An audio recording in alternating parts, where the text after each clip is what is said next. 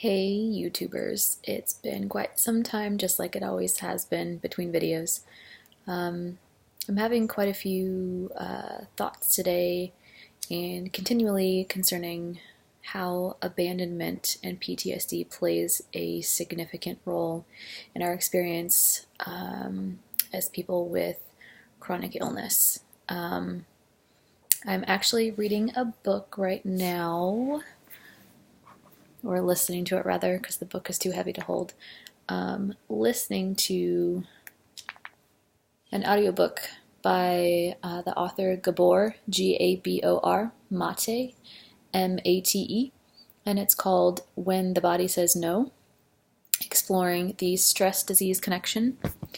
And I have a friend of mine that had been listening to this and telling me about it for quite a while. I was very hesitant to listen to it because I didn't want to have the experience of someone with chronic illness to be dismissed as solely stress. And so I didn't want to be written off essentially as just being stressed out and me being blamed for my disease manifestation. And that's kind of how I'd categorized it in my mind. And I actually started listening to it, and it actually talks about not doing that to patients and why.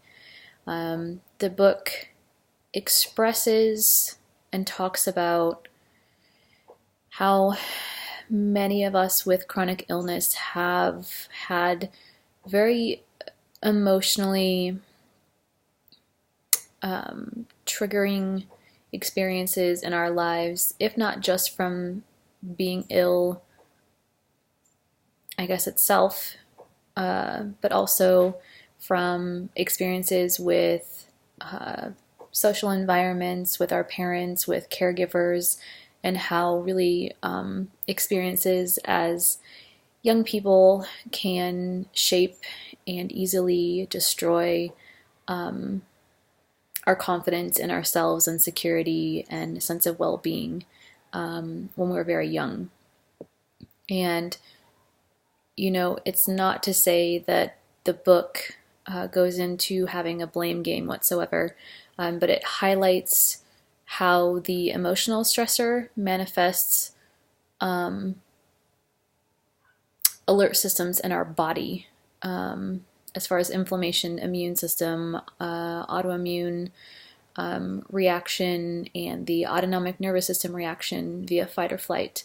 It just covers so many components, and it's talking from a scientific perspective, but it's talking about the emotional realm and ties them both together, which I feel like is oftentimes missing, especially here in America. And disease treatment then is really not looked at from a psychological perspective that's given weight aside from just giving people antidepressant medication and anxiety medication, which I don't think, for me, that is addressing the root of the problem. So I've kind of been thinking about all this a lot recently because I am now not working. I ended up getting so severely ill from working at my job and the stress that came with that, that I had to quit after being there for almost 3 years. And what has happened from that is my body is not stressed in the same way, but now I have psychological stressors of not having income stability. So it's really interesting to see how we basically can trade one stress for another, especially living in places that are expensive, and the cost of healthcare, and all of the different pieces of the financial puzzle that cause stress, because it's this cycle, right? We're not feeling well, and so we need an immediate break from work. But then in taking that immediate break, we are then putting the burden of, how do I pay for my medication? How do I pay for my doctor's visits? How do I pay for all these different types of treatment and care, even especially therapy. If I want to address the emotional component of stressors on my body, I want to go to therapy, and I choose to utilize EMDR therapy and somatic therapy in addition to meditation when I can calm down enough to actually do that. And so it's this cycle, like I was saying, where to get better you have to spend money, but to spend money you have to have a job. And so it is quite a horrific roller coaster to be on. And to be honest, I'm still right in the middle, and I'm having a calm-ish day today, but that's because I've been sleeping a lot the past week. Well, as much as I can. I'm not sleeping well by any means, but I'm laying down a lot, which is helping my body feel less stressed. So things seem a little bit more okay emotionally. And in addition to, all of those stressors, we have people around us in our lives that are going through their own stressors, and just having people near us that we care about and that care about us. It's, again, we affect each other. If I'm stressed and my body's stressed, I'm going to stress out my partner. If she's stressed or her body's stressed, she's going to stress me out. And so it's so easy to want to cocoon yourself away from all of these issues. You don't want to face your medical stuff.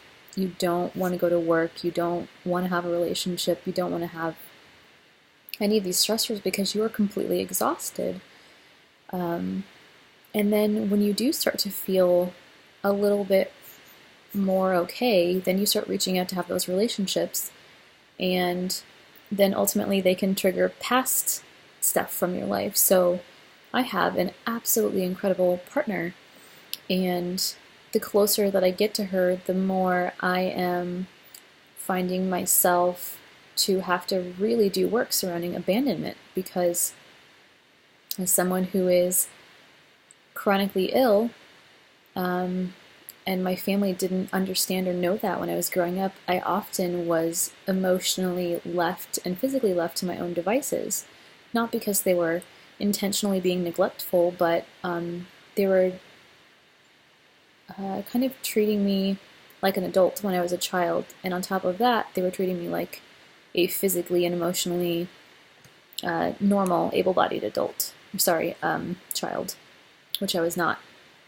So there's this constant re-triggering in my lovely relationship of being abandoned. I mean, I could have triggers around my significant other just going to spend a couple of hours by themselves, because in my mind the alarm bells start going off that I am being left. And so all of this to say, there are so many stressors from so many different directions, and this book talks about how there's past stressors and there's current stressors, and your brain needs to be able to differentiate, and your body needs to be able to differentiate between the past and the present. So basically your present actual needs and your past woundings, so to speak, that are coming up. And I can't say that I have any answers right now.